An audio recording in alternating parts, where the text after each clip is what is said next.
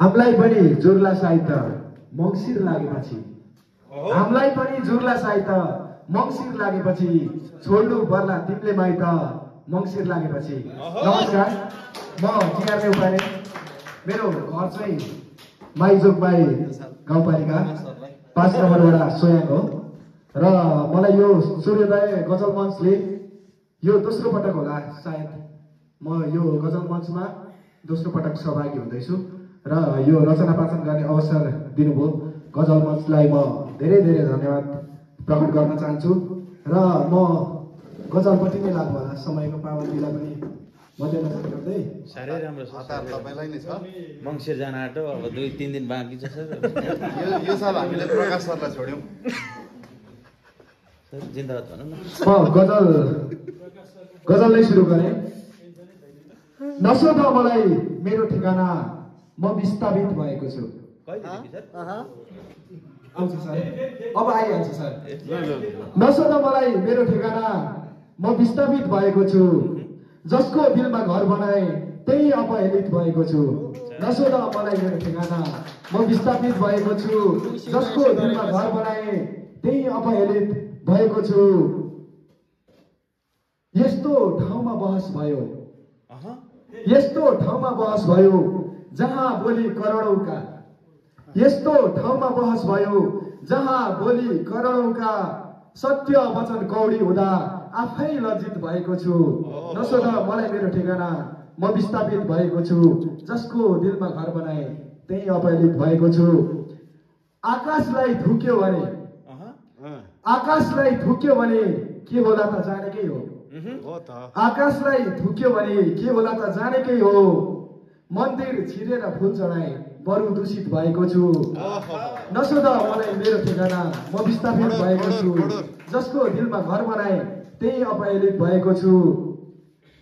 थाहा हुँदैछ रङ्गमञ्च झै, थाहा हुँदैछ रङ्गमञ्च झै रहेछ जीवन भोग्दै जाँदा।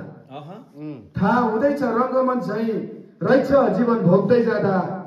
पात्र आफै दर्शक आफै, पात्र आफै दर्शक आफै लौन चकित भएको छु।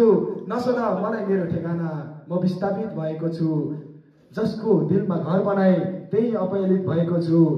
म अन्तिम शेरमा छु। अचानु त आफू लाग्छ, अचानु त आफू लाग्छ चोट परेपछि सबलाई। अचानु त आफू लाग्छ चोट परेपछि सबलाई। हुन त म खुकुरी नै हो तर पीडित भएको छु। खुकुरी नै हो तर पीडित भएको छु। नसोध मलाई मेरो ठेगाना, म विस्थापित भएको छु। जसको दिलमा घर बनाए त्यही अपहेलित भएको छु। र अर्को गजल 1 वर्ष पर्ख्यौं। हामीले मेचीबारी थाम्न नसकिने भयो।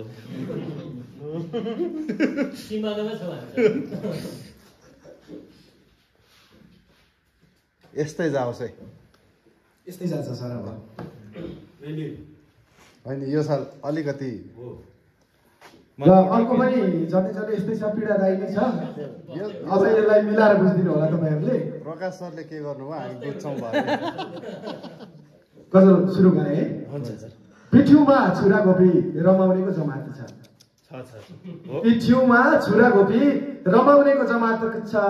अरूको आँसु देख्दा मुस्काउनेको जमात छ। पिठ्युमा छुरा गोपी रमाउनेको जमात छ।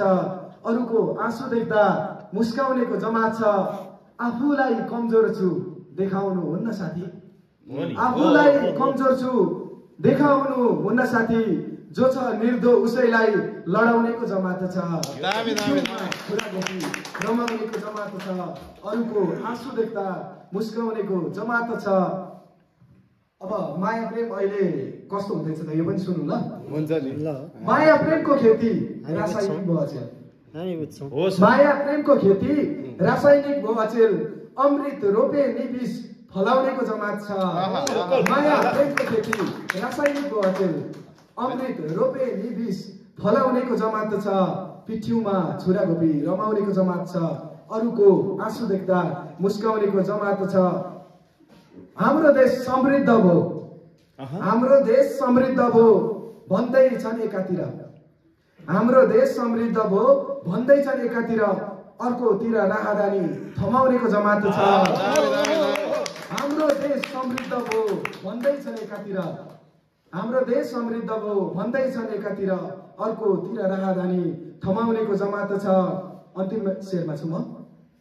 बा आमा वृद्धाश्रम पठाएर फर्किएपछि, बा आमा वृद्धाश्रम पठाएर फर्किएपछि पत्थर ढोक्दै फुल चढाउनेको जमात छ। बा आमा वृद्धाश्रम पठाएर फर्किएपछि, बा आमा वृद्धाश्रम पठाएर फर्किएपछि पत्थर ढोक्दै फुल चढाउनेको जमात छ। पिठ्युमा छुरा गोपी रमाउनेको जमात छ, अरूको आँसु देख्दा मुस्काउनेको जमात छ। अर्को एउटा वाचन गर्न सकिन्छ? सकिन्छ होला सर, गर्नुहोस् न, हतार तपाईँलाई छ। ठिकै छ, म एउटा सरसर वाचन गरी गएँ, त्यसपछि म बिदा माग्छु। अब ठ्याक्कै मङ्सिरले पनि छोडेको छ। अब मङ्सिरको यो ठ्याक्कै अब छोड्दै गर्दाखेरि कतिपयलाई अलिकति बिजाको पनि होला।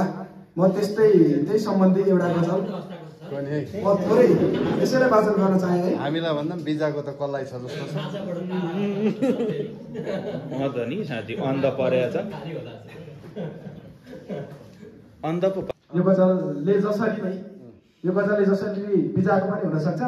म गजल वाचनपट्टि लागेँ। गजल सुन्नु न, कसलाई बिजाको छ। मेहन्दीले रङ्गिए हात दुलै बन्यौ तिमी, मेहन्दीले रङ्गिए हात दुलै बन्यौ तिमी, दियो मलाई यस्तो घात दुलै बन्यौ तिमी, मेहन्दीले रङ्गिए हात दुलै बन्यौ तिमी, दियो मलाई यस्तो घात दुलै बन्यौ तिमी, सातै जुनी तिम्रै हुन्छु भन्ने बाचा तोडी, सातै जुनी तिम्रै हुन्छु भन्ने बाचा तोडी, पार्यो दिनलाई रात दुलै बन्यौ तिमी, मेहन्दीले रङ्गिए हात दुलै बन्यौ तिमी। यो मङ्सिर चाहिँ बिजाकै रहेछ। माली बनी सजाएको पिरतीको बाग, माली बनी सजाएको पिरतीको बाग, झार्यौ फुलपात दुलै बन्यौ तिमी, मेहन्दीले रङ्गिए हात दुलै बन्यौ तिमी, वेदनामा छटपटिने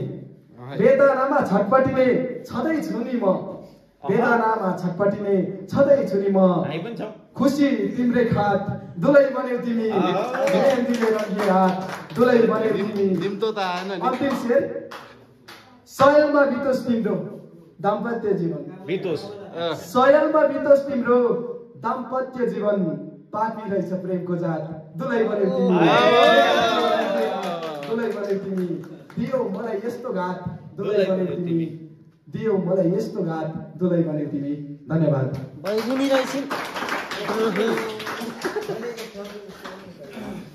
साह्रै चोट परेको मान्छे